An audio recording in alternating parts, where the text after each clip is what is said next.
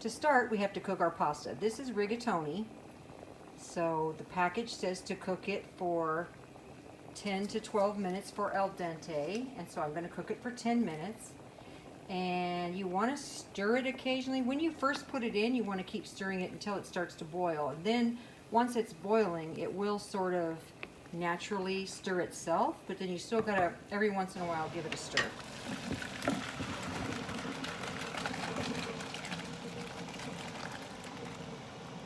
Hi, and welcome to Let's Bake and Cook Stuff. I'm Mary, and today I'm making a creamy roasted red pepper pasta.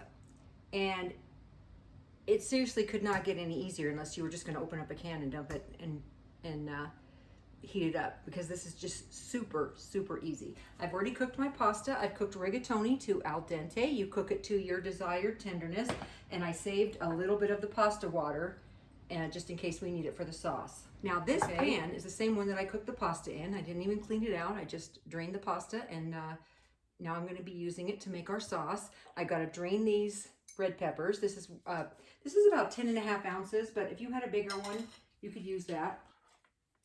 Before I can cook this in this pan, I have to make the sauce with this food processor. You can do this in a blender or a food processor.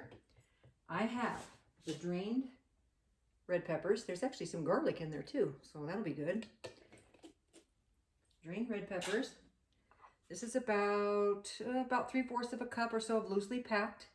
This is a half a teaspoon of crushed red pepper, a half a teaspoon of salt, and a 1/4 teaspoon of black pepper. Half of a cup of vegetable broth. And 1 cup of heavy cream.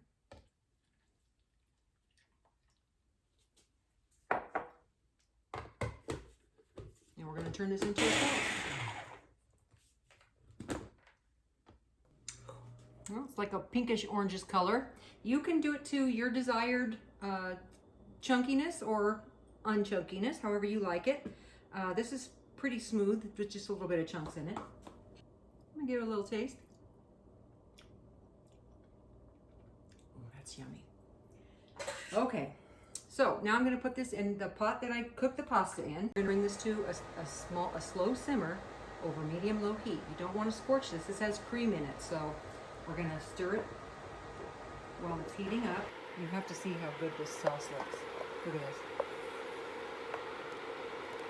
Got bits of red pepper in there. And the basil. This is already so good on pasta. Now I'm doing this for Meatless Monday.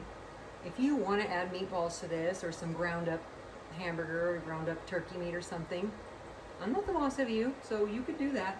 But this is for Meatless Monday, so there's no meat. You could put some meatless meatballs in there too, but this is really good all by itself. Shoot, if you swapped out the heavy cream for coconut milk and the Parmesan cheese, you used nutritional yeast instead, vegan. I'm gonna do that next time. Okay, this is at a nice simmer now. I'm gonna add a half a cup of grated Parmesan cheese. Stir that in and get that all mixed in. And then this is our 1 pound of rigatoni. Cook the way you like it. You could use any kind of pasta with this, FYI. If you wanted to use a long pasta, any kind of short pasta, whatever you want. You have some pasta in the cupboard you need to use up? It really does last a long time. Okay, now we're just cooking this to warm it through, to warm the pasta through. If your pasta was hot when you put it in, mine's been sitting because, you know, making video. But if you just cook the pasta and then you put it right in there hot, you wouldn't need to do this part because it's already hot. I'm going to add just a touch of this, maybe a tablespoon of this pasta water.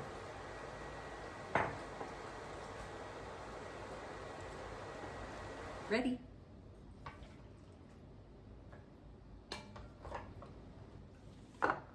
Top with some more grated Parmesan cheese. See my spoon? Dora the Explorer. Oh yeah, we have a lot of grandkids. All right, and a little bit more red pepper flakes. All right, let's try it, shall we?